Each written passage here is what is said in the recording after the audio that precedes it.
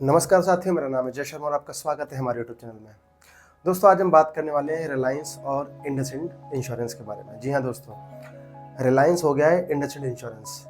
अनिल अंबानी की जो कंपनी है रिलायंस कैपिटल, उस कंपनी को हिंदुजा ग्रुप ने खरीद लिया है और उसकी जो सब्सिडरीज कंपनी है, जितनी भी उनकी 39 सारी जो भी कंपनियां हैं उसके अंदर, तो अलग अलग तरीके के जो सेगमेंट है वहाँ पर काम करती हैं। उनमें एक सेगमेंट आता है इंश्योरेंस का भी। तो दोस्तों, जो रिलायंस जनरल इंश्योरेंस है वो रिलायंस कैपिटल के ही अंदर आती है। अब क्योंकि रिलायंस कैपिटल अब बिक चुकी है, तो जो रिलायंस जनरल इंश्योरेंस है वो भी अब हिंदुजा ग्रुप के पास आ गई है। और जो रिलायंस इंश्योरेंस है, रिलायंस जनरल इंश्योरेंस, उस इंश्योरेंस कंपनी का नाम बदलकर अब होने वाला है इंडसइंड इंश्योरेंस।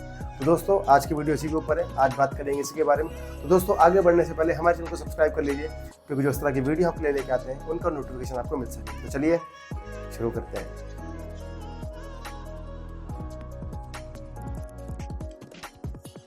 अब दोस्तों, बात करते हैं सबसे पहले रिलायंस कैपिटल के बारे में। तो दोस्तों, सबसे पहले कंपनी फाउंड हुई थी 1986 में। 5 मार्च 1986 को कंपनी स्टार्ट हुई थी और 1995 तक इस कंपनी का जो नाम था वो था Reliance capital and finance trust limited. तो बाद में इस कंपनी का नाम चेंज हो गया था 1995 में। उसके बाद ये हो गई थी रिलायंस कैपिटल लिमिटेड। इसका जो फाउंडर थे वो थे धीरूभाई अंबानी। जो चेयरमैन है इस कंपनी के वो है अनिल अंबानी जी, 2005 से। तो धीरूभाई अंबानी जी के जाने के बाद तो जो ये रिलायंस कैपिटल था ये अनिल अंबानी जी के खाते में गया और वही इस कंपनी के चेयरमैन थे और अभी तक इस कंपनी को वही चला रहे थे। हेड ऑफिस इस कंपनी का नवी मुंबई में है। पहले गुजरात के जामनगर में हुआ करता था, उसके बाद में वो नवी मुंबई में शिफ्ट हो गया। बिजनेस की बात करें अगर, तो रिलायंस जनरल इंश्योरेंस जो मेन बिजनेस है इनके, वैसे तो 39 से 40 कंपनियां इस रिलायंस कैपिटल ग्रुप के अंदर आती हैं और जो मेन बिजनेस है इनके वो है Reliance general insurance, Reliance Nippon life insurance, Reliance securities, Reliance home finance, Reliance commercial finance, Reliance asset reconstruction. तो इस तरह के कुछ 39 से 40 बिजनेस है।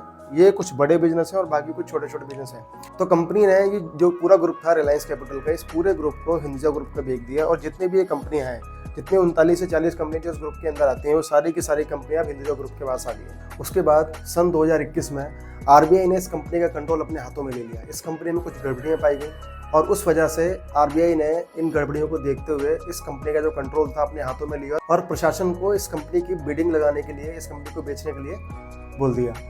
2021 में आरबीआई ने अपने हाथ में लिया, फिर प्रशासन को दे दिया। 2022 में जो बिडिंग थी, बिडिंग प्रोसेस स्टार्ट हुआ, बोलियां इसमें मंगाई गई। उसके बाद सन 2023 में आईएएचएल ने सबसे बड़ी बिडिंग लगाई, जो कि 9,650 करोड़ की बोली थी। वो सबसे बड़ी बोली लगाकर इस कंपनी को खरीद लिया। आईएएचएल जो है हिंदुजा ग्रुप की एक कंपनी है। ये एक मॉरिशस की कंपनी है और हिंदुजा ग्रुप ही के अंडर में ही कंपनी आती है। तो टोटल जो डील प्राइस था वो था 9,650 करोड़ रुपए का। तो टोटल प्रोसेस टाइम था इसके अंदर 2022 से लेकर 2025, लगभग 3 साल का समय लगा।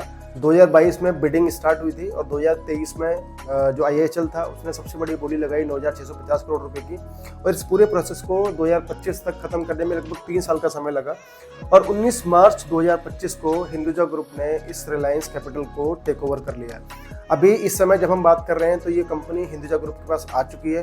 पूरा का पूरा प्रोसेस जो है वो हिंदुजा ग्रुप के अंडर में ये भी काम कर रहा है। अब दोस्तों, बात करते हैं हिंदुजा ग्रुप के बारे में। तो दोस्तों, हिंदुजा ग्रुप जो फाउंड हुआ था वो था 1914 में। दोस्तों, ये पूरा जो ग्रुप है वो 111 साल पुराना है। इंडिया में ये फाउंड हुआ था। इस ग्रुप के जो फाउंडर थे वो थे परमानंद दीपचंद आहूजा। इन्होंने इस कंपनी को 1914 में स्टार्ट किया था। इस कंपनी का हेडक्वार्टर मुंबई के अंदर है। हालांकि अगर देखें तो ग्लोबली जो हिंदुजा ग्रुप है उसकी पहुंच बहुत सारी कंट्रियों तक है। बहुत सारी कंट्रियों में इसके बड़े बड़े बिजनेस चल रहे हैं अभी। अगर बात करें चेयरमैन की, तो अशोक हिंदुजा इस कंपनी के चेयरमैन है अभी इंडिया में भी और बाहर भी कई कंपनियों के चेयरमैन है वो। बात करें सब्सिडरीज की, तो अशोक लीलैंड जो कि फेमस कंपनी है, बहुत सारे कमर्शियल व्हीकल ये बनाती है। कुछ टाइम पहले अशोक लीलैंड की बसें चला करती थी दिल्ली एनसीआर में, तो सभी लोग इस कंपनी को जानते हैं। इंडसइंड बैंक काफ़ी पॉपुलर है इस समय। हिंदुजा बैंक ये स्विट्जरलैंड का एक बैंक है। गल्फ ऑयल इंटरनेशनल ये भी इनकी कंपनी है। हिंदुजा हेल्थ केयर और साथ में इंडसइंड इंटरनेशनल होल्डिंग्स लिमिटेड, आईएएचएल। तो दोस्तों, ये मॉरिशस की कंपनी है और ये कंपनी भी हिंदुजा ग्रुप की ही कंपनी है। हिंदुजा ग्रुप का जो भी सारा इन्वेस्टमेंट होता है ये कंपनी ही सारा इन्वेस्टमेंट देखती है।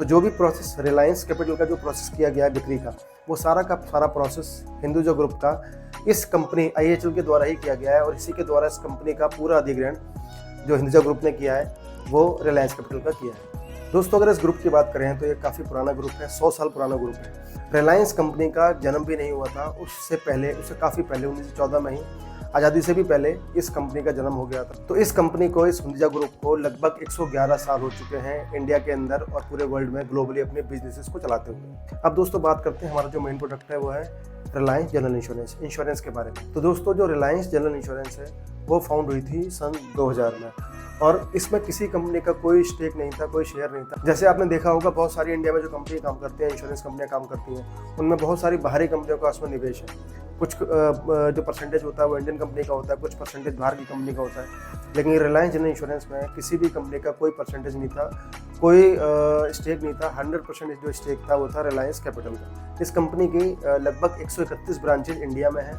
जहाँ से इस कंपनी के प्रोडक्ट बेचे जाते हैं। इंटरमीडियरीज़ की बात करें तो लगभग 75,000 से ज़्यादा इंटरमीडियरीज़ आपको यहाँ पर इनके मिल जाएंगे, जो ब्रोकर्स हैं, जो एजेंट्स होते हैं। जैसे ब्रोकर्स, जैसे आपका पॉलिसी बाजार हो गया, इंश्योरेंस देखो हो गया, ये बड़े बड़े ब्रोकर्स हो गए, ये आपको मिल जाएंगे। इसके अलावा जो एजेंट्स हैं वो, तो टोटल मिला के लगभग 75,000 से ज़्यादा इंटरमीडियरीज हैं जो इस कंपनी का काम करते हैं। बात करें प्रोडक्ट की, तो प्रोडक्ट आपके car insurance, health insurance, travel, marine, fire and burglary, personal accident and all general insurance product. तो जो भी प्रोडक्ट आपके नॉन लाइफ इंश्योरेंस में आते हैं, जो भी आपके जनरल इंश्योरेंस प्रोडक्ट आते हैं, वो सारे के सारे प्रोडक्ट आपको रिलायंस जनरल इंश्योरेंस से मिल जाएंगे। तो दोस्तों अब जो कंपनी है रिलायंस इंश्योरेंस, क्योंकि अब रिलायंस कैपिटल बिक गया है, तो रिलायंस कैपिटल के साथ ही जो रिलायंस जनरल इंश्योरेंस है, ये कंपनी भी अब हिंदुजा ग्रुप के पास चली गई है। और 19 मार्च 2025 के बाद ये कंपनी पूरी की तरीके से हिंदुजा ग्रुप के कंट्रोल में है और सारी की सारी चीज़ें अब हिंदुजा ग्रुप ही इस कंपनी के बारे में देखता है। तो आगे जो भी प्रोडक्ट आप लेंगे रिलायंस जनरल इंश्योरेंस का, तो आप रिलायंस का मत समझिए, उसे समझिए कि इंडसइंड इंश्योरेंस ही आपको वहाँ पर दिया जा रहा है।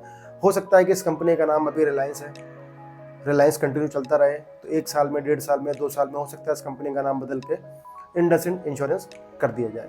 अब दोस्तों बात करते हैं कि जो रिलायंस के पुराने ग्राहक हैं, तो उन ग्राहकों पर क्या असर पड़ने वाला है। दोस्तों मैं आपको बता दूं कि इंश्योरेंस में जब भी कोई कंपनी सेल होती है, कोई एक कंपनी का जो कंट्रोल है वो दूसरी कंपनी के पास जाता है, तो उनके जो एग्जिस्टिंग ग्राहक होते हैं उन पर कोई असर नहीं पड़ता, क्योंकि ये सब कुछ IRDAI की देखरेख में होता है।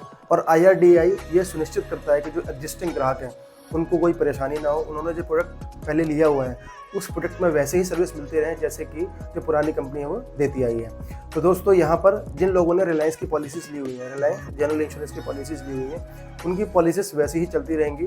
जो सर्विस आपको रिलायंस से मिलती थी वो सर्विस आपको वैसे ही रिलायंस से मिलती रहेगी, या मान के चलिए हिंदुजा ग्रुप से मिलती रहेगी जैसे आपको रिलायंस से मिलती थी। उसमें कोई इफेक्ट नहीं आने वाला, इवन आपको पता भी नहीं लगेगा कि कंपनी है वो चेंज हो चुकी है। और एक दिन ऐसा आएगा कि जो रिलायंस जनरल इंश्योरेंस है उसका नाम बदल कर इंडसइंड इंश्योरेंस वहाँ पर कर दिया जाएगा। लेकिन उस चीज़ से जो एग्जिस्टिंग ग्राहक हैं उन पर कोई फ़र्क नहीं पड़ने वाला। जो भी आपने प्रोडक्ट लिया हुआ है, जितने भी टाइम के लिए लिया हुआ है, वो वैसे के वैसे ही चलता रहेगा। उसके अंदर जो भी सर्विसेज आपको कमिट की गई थी पुरानी कंपनी से, रिलायंस जनरल इंश्योरेंस से, वो सारी सर्विसेज आपको हिंदुजा ग्रुप इंडसइंड इंश्योरेंस से भी मिलती रहेंगी। तो दोस्तों ये था मेरा वीडियो आज का रिलायंस और इंडसइंड के मर्जर को लेकर। दोस्तों ये वीडियो आपको कैसा लगा है हमें जरूर बताएं।